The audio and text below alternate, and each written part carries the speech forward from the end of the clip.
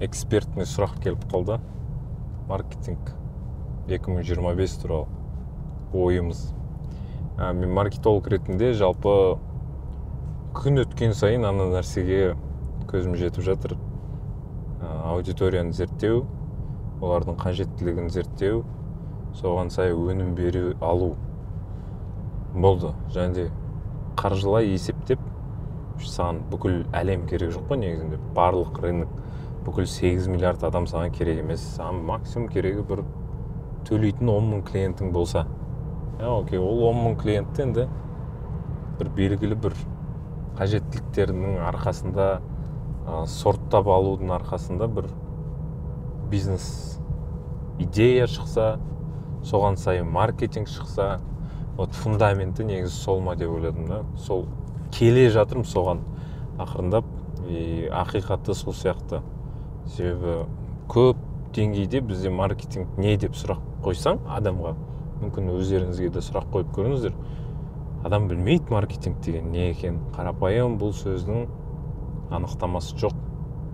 Маркетинг деген ең бірінші қажеттілік деген сөз ғой. Қажеттілік деген вообще не ол? Ұғым ретінде не ол? Қандай адамда қажеттіліктер болады? Қандай вообще мына контентті қандай қажеттілікпен сіздер көріп отырсыздар деген сияқты ғой. То есть ең басты осы база фундаменттен бастау. Секіріп өтіп кетуге болады. Біз осындай өнімбіз, осылар үшінбіз. Біздің аудиториямыз, білмеймін, 17-тен 35-ке дейін деген сияқты, бірақ ол өтірік. Тура сол сияқты контент, мына контент. Бұл да массовый емес. Егер де біз үлкен просмотрдың артынан баратын болсақ, мен челлендж түсіріп, білмеймін, туалетный бумаганы бүйтіп тартып, бүйтіп лақтырып, Пепсиға, Кока-Колаға, сондай TikTok хаустың видеоларын түсіріп жүретін едім. Бірақ маған дәл қазір, мысалы, байыпкетке түсіріп жатырмыз ғой, байыпкетте маған айына, білмеймін, 20 кәсіпкер ғана керек төлей алатын деген сияқты ғой. Одан көп кәсіпкер де керек емес, былай қарап отырсаң. Сәйкесінше видеоны көретін біршама адам, олардың қажеттіліктері, оларға қызық тақырыптар.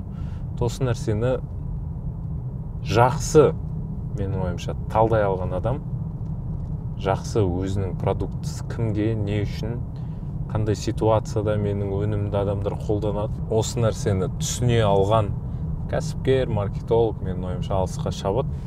Себебі контент жасау, білмеймін, рилс түсіру, бот қою, сторис түсіру, осы зат түсінбесең, изначально сенің жаңағы прицел дейді ғой.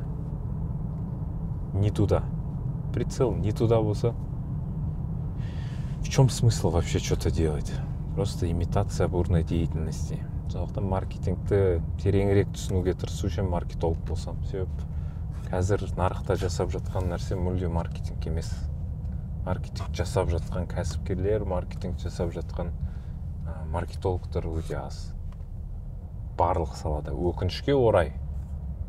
2025-те менің ойымша осы саттарды адамдар жақсырақ түсінсе, бұл приоритет. Трендта не болатыны Құдай біледі. Трендта, білмеймін, там блогерлардың өзінің товарын шығару болуы мүмкін, чат-бот болуы мүмкін, қайтадан айналып гифтар. Трендта кез келген нәрсе болуы мүмкін. Бірақ ең басты тренд бұл фундаменталды дүниелерді білу. Етпесе, қалған бүкіл инструментарий жасап жатсаң, оның бәрі нәтижесін бермейді. Айналып келген кезде, мен қайдам, не істеп тұрмын, қайда бар жатырмын деген бір өзіңе сұрақ қоясың да, прокрастинация боласың. И сөйтсең, уақыттың ысырабы екен, не туда, басқа жаққа деген сияқты. Әрбір адам маркетингтан да бөлек осы бір заттарында өзін тапса. Осында, короче, сұрақ. Кәсіпкерлер, мындай бар ғой, новые пророки деген бір идея.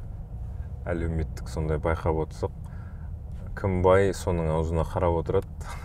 Жақта қаншама керемет теолог, ғұлама, дін өкілі, немесе рухани, әдеби, көркем тілдің шебері тұрса да, мына жақта миллиардер шығып сахнада просто делайте десе, о, надо просто делать деген сияқты андай бір адамдар қазір солай қарай бара жатыр ғой. иә, себебі әрбір уақыттың өзінің бір валютасы болады деп ойлаймын. Бір уақытта білмеймін, өнер адамдары қазір менің ойымша бір өнер адамдары бұрынғыдай спроста емес. Мен біреу мынандай әнші сияқты болғым келеді деген сияқты. Себебі қазір әлеуметтік желі бар, адамдардың лайфстайлы көрініп тұр, сахнадағы бір образдан бөлек күнделікті өмірде ол қандай құндылықтар бар екен. Сондықтан кәсіпкерлердің қазір уақыты деп ойлаймын. Мысалы, жеке бренд жасайын ба деп жатады ғой кәсіпкерлер, міндетті түрде жасау керексің. Себебі сенде айтатын зат көп. Сенде бір белгілі бір жол бар, сенде көпшілікке керек жеке қабілеттер бар, табандылық, бір істі соңына дейін жеткізе алу деген сияқты.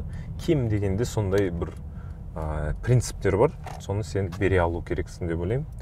Себебі қазір барлығы армандайды, мынау кәсіпкер сияқты болсам екен, мынау кәсіпкер сияқты болсам екен деген сияқты. Мысалы, бригада киносы түскен кезде кезінде Россияда немесе осы көршілес елдерде криминал көбейіп кеткен болатын да, өзімізден де байқауға болады.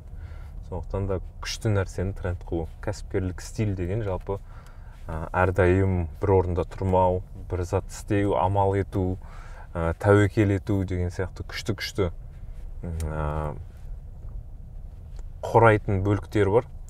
Осы бір бөліктерді, осы бір жеке қабілеттерді бере алу, оны тренд қылу, ақшамен ғана қызықтырудан бөлек, мысалы, қазір құндылықтарға, белгілі бір көзқарасқа да қызығатын аудитория пайда болды. Сондықтан да сол аудиторияны ерте алу қазіргі кәсіпкерлерге керек деп ойлаймын. Лично мен бірден бір миссиям, мысалы, білім саласындағы осы заттарды трендқа айналдырғым келеді.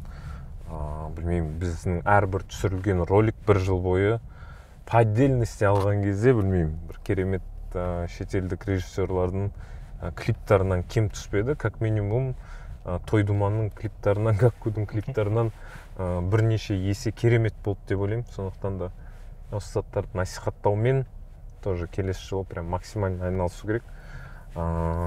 Тоже CGM дейді ғой, яғни дұрыстап қай кезден бастап адамдар осы заттармен қызығады, қай кезден бастап 8-ші класстан бастап қызығама, қалай бірінші 100 мыңды табу деген сияқты, сол кезден бастап воронкаларды жасап, вообще ол адам кейін басқа жолға түсіп қалмайтындай, оған дұрыс үлгі, дұрыс рол модел бола алатындай бір контент арқылы, жеке бренд арқылы, жақсы просмотрлар арқылы осыған бір импульс бере алу керек деп ойлаймын.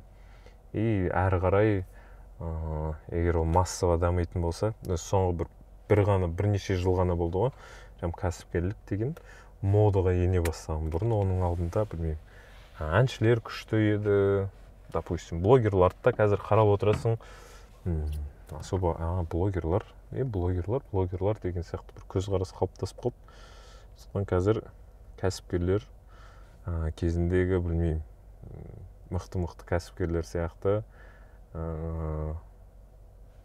өзінің кәсіби жолынан бөлек әлеуметтік бір социальный дейді ғой, жауапкершілік, яғни ответственность ретінде өздерінің жасап жатқан істерін трендқа айналдырса деген бір ниет бар алдағы жыл. И алдағы жыл вообще 2025 мен көпшілік үшін, білмеймін, өзім үшін бір шешуші уақыт сияқты. Осы бір шешуші уақытта алдағы бір 10 жылға дұрыстап фундамент жасағым келеді 2025-те. Осындай пока пландар.